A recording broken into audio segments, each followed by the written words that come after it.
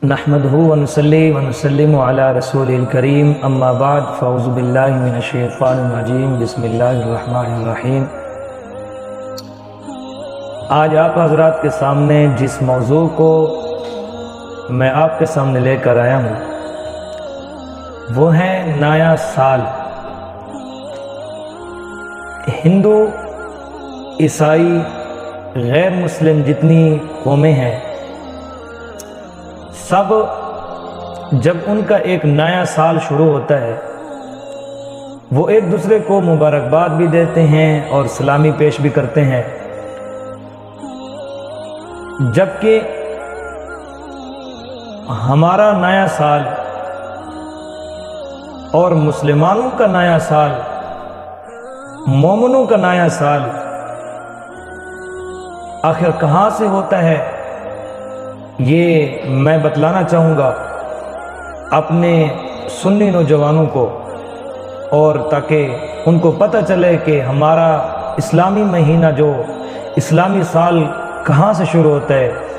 مزے کی بات دیکھیں صحیح، ہمارے نوجوان بھی انہی کے ساتھ مل کر ایک دوسرے کو مبارکباد دیتے ہیں اور یہ بھی کہہ رہے ہوتے ہیں کہ نیا سال مبارک جی، نیا سال مبارک۔ جنوری شروع ہوتی ہے تو نیا سال شروع، اور ان کو مبارکباد بھی دیتے ہیں، اسلامی پیشی کرتے ہیں۔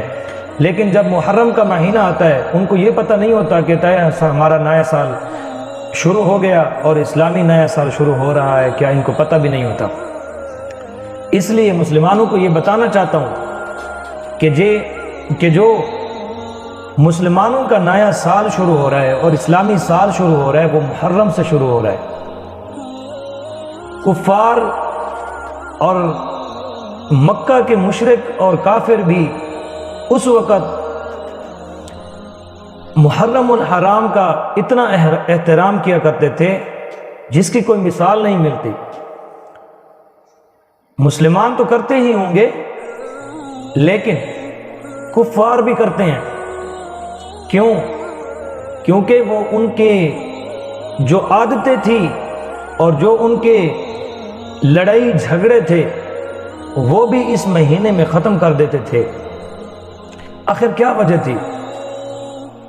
کیونکہ جب ایک حکم آ جائے نا، اللہ تعالیٰ نے ان کو اشہر حرم فرمایا ہے، اشہر حرم فرما کر اس بات پر دلیل ہے کہ اس پر نہ تو تان و تشنیع کی جائے اور نہ جتنے ہی بندے آپس میں لڑائیاں ہوتی ہیں اور اس مہینے میں ختم کر دی جائیں تو زیادہ ہی بہتر ہے۔ اشہر حرم 4 مہینے کہلاتے ہیں جس کو رب العالمین نے اشہر حرم فرمایا ہے۔ ایک رجب المرجب کا مہینہ ہے، اور جی دوسرا ذی القعدہ کا مہینہ ہے، تیسرا ذی الحجہ کا مہینہ ہے، اور چوتھا محرم الحرام کا مہینہ ہے۔ یہ بہت ہی بڑی فضیلت والے مہینے ہیں۔ آپ کتابوں کا مطالعہ کریں، تاریخ کا مطالعہ کریں، آپ کو پتہ چل جائے گا کہ یہ محرم الحرام کی کتنی فضیلت ہے۔ حضور پاک صلی اللہ علیہ وسلم نے کیا کیا فضیلتیں بیان فرمائی ہیں، اور یہ نہیں ہے کہ باقیوں کی فضیلت نہیں ہے، ہر مہینے کی اپنی فضیلت ہے لیکن ان کی بھی اپنی فضیلت ہے۔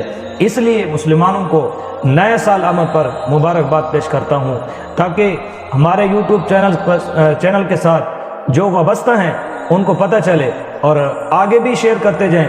نئے سال کا پتہ چلے کہ محرم الحرام سے اسلامی سال شروع ہوتا ہے، اور اس محرم الحرام میں بہت سے واقعات پیش آئے کہ جس کو آپ سن کر بھی حیران رہتے ہوں گے کہ حضرت خدیجۃ الکبریٰ رضی اللہ تعالی عنہ جو حضور پاک صلی اللہ علیہ وسلم کی پہلی بیوی بننے والی ہے، ان کا نکاح بھی اسی محرم الحرام کے مہینے میں ہوا ہے۔ اور جناب جی حضرت آدم علیہ السلام کو جب یہ پیدا کیے گئے وہ محرم الحرام کا مہینہ تھا۔ جب حضرت یعقوب علیہ السلام کی حضرت یوسف علیہ السلام کی طویل عرصے کے بعد جب آپس میں ملے، ملاقات ہوئی، یہی محرم الحرام کا مہینہ تھا۔ اور بہت سے اہم واقعات ہیں۔ حضرت ابراہیم علیہ السلام کو دیکھیے، جب یہ آگ سے باہر نکلتے ہیں اللہ تعالیٰ کی وہ آیت سامنے آتی ہے قلنا یا نار کونی بردا وسلاما علی ابراہیم، اس کو ٹھنڈک محسوس کرتے ہوئے جب باہر نکلتے ہیں تو یہی محرم الحرام کا مہینہ تھا۔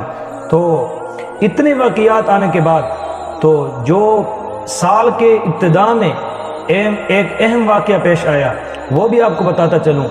اس مہینے کے شروع میں پہلی تاریخ کو ایک واقعہ نمودار ہوا جس کو سانحہ فاروق